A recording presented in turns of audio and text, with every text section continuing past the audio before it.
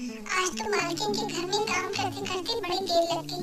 कहीं मेरी नन्ही से मुनिया घर पर रो न रही हो।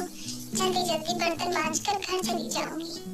अपनी दूध पीती छोटी बच्ची की चिंता करते हुए वो गरीब माँ जिसका नाम सुधा था जल्दी जल्दी बर्तन करने लगती है। तो वहीं एक टूटी फूटी पुरानी झोपड़ी से कच्चे मकान के अंदर उसकी 10 बेटियां भूख से बेहाल अपनी माँ के लौटने का इंतजार कर रही थी।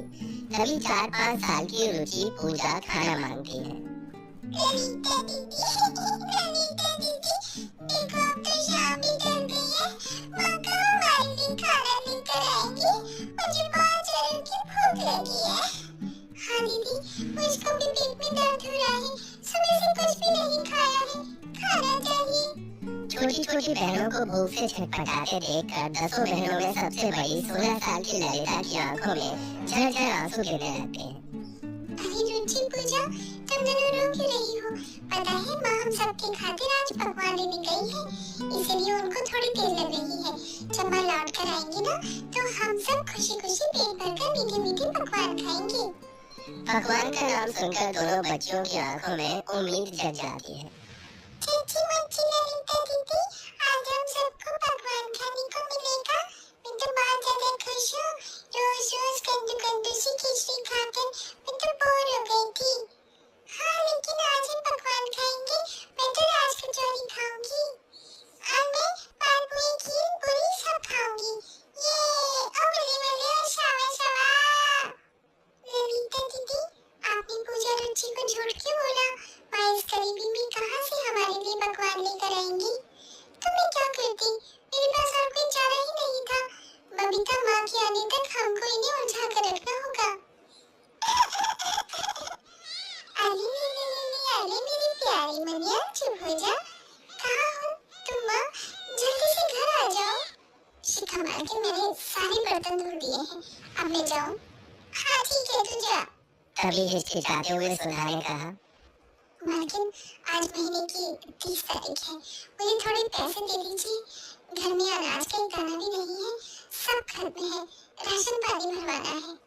तभी मालकिन शिखा बटुए में से 500 रुपए निकालकर सुधा को देती है। फिलहाल तो ये पैसे रख और रुक, जरा मैं अभी आई। शिखा किचन के अंदर आती है और कनस्तर खोलती है। हाँ ये सही रहेगा। ये घुन लगी चावल मैं इस नौकरानी को दे देती हूँ, तो मुझे और पैसे भी नहीं देने पड़ेंगे और ये खराब चावल मेरे किचन से निकल जाएंगे। शिखा वो सारे घुन के चावल गरीब सुधा को हीन भावना से दे देती है। ये ले सुधा, ये चावल तो अपने घर ले जा, तेरे यूज में आ जाएगा। पूरे 20 किलो चावल है, वो भी बासमती चावल है। इतने महंगे चावल खाना तो तूने देखा भी नहीं होगा। ले जा अपने बच्चों को खिला दियो। आपका बहुत बहुत धन्यवाद मालकिन। अरे इसमें धन्यवाद की क्या बात है? मैं कोई ये चावल तुझे फ्री में थोड़ी ना दे रही हूँ। देख तू 2500 महीने पर मेरे पास काम करती है, तो 1000 के चावल हो गए और 500 कैश। ये सुनकर बेचारी गरीब माँ बड़ी दुविधा में आ जाती है। नहीं मालकिन, इन जरा से चावल के आप पूरे 2000 रुपए काट लेंगी, तो मैं अपनी 10 बच्चियों का पेट पूरे महीने भर कैसे भर पाऊंगी? घर कैसे देखूंगी? अभी लाला को भी उधार चुकाना है, वरना वो राशन पानी बंद कर देगा। रहने दीजिए, मैं अपनी कोटे वाले चावल में ही खुश हूँ।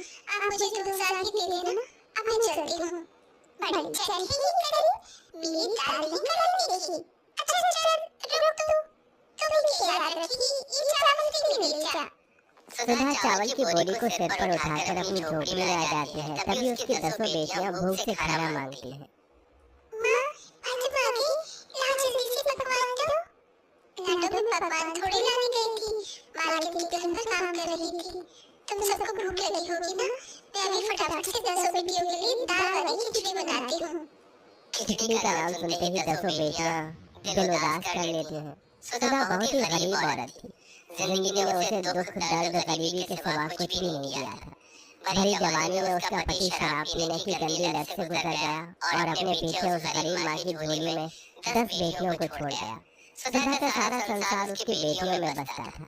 उन सबका पेट भरने के लिए वो अमीरों के यहाँ जूठन धोती थी ताकि उनका पेट भरवा सके। ऐसा त्याग बलिदान एक माँ के सिवा इस जगत में कोई नहीं कर सकता था। लेकिन दिन रात की मेहनत के बावजूद भी वो गरीब माँ अपनी 10 बेटियों को 2 टाइम की खिचड़ी के सिवा और कुछ नहीं खिला पाती थी। बबीता, ललिता, चंदा, रुचि, पूजा, धानी, गौरी, बच्चे आ जाओ, गरम गरम दाल खिचड़ी तैयार है। सबको भूख इतनी ज्यादा लगी थी कि सब हबड़ खाने लगते हैं। तभी अपनी गरीब माँ के चेहरे पर थोड़ी खुशी लाने के लिए ललिता बबीता उसकी बनाई खिचड़ी की बढ़ाई करती है। कितनी स्वादिष्ट दाल खिचड़ी बनाई है तुमने माँ, है ना बबीता? हाँ बिल्कुल ललिता दीदी, इस दाल खिचड़ी के आगे तो 56 तरह के पकवान भी फेल हैं।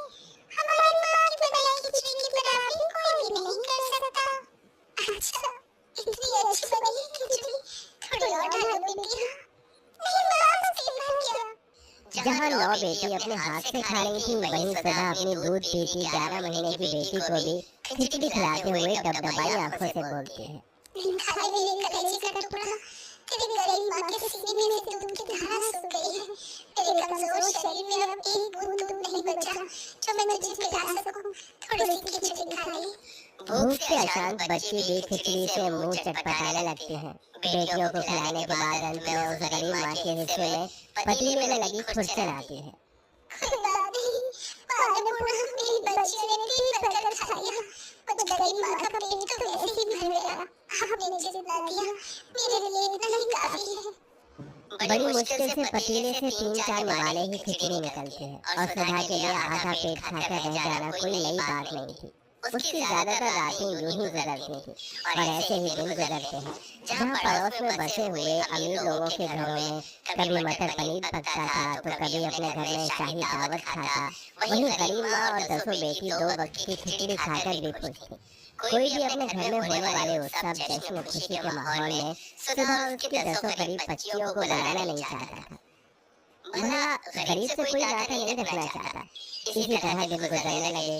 फिर एक दिन पड़ोस की 8-10 साल की बेटी पाखी सुधा की गैर मौजूदगी में उसके घर आती है। ललिता दीदी, बबीता दीदी, आज मेरा जन्मदिन है।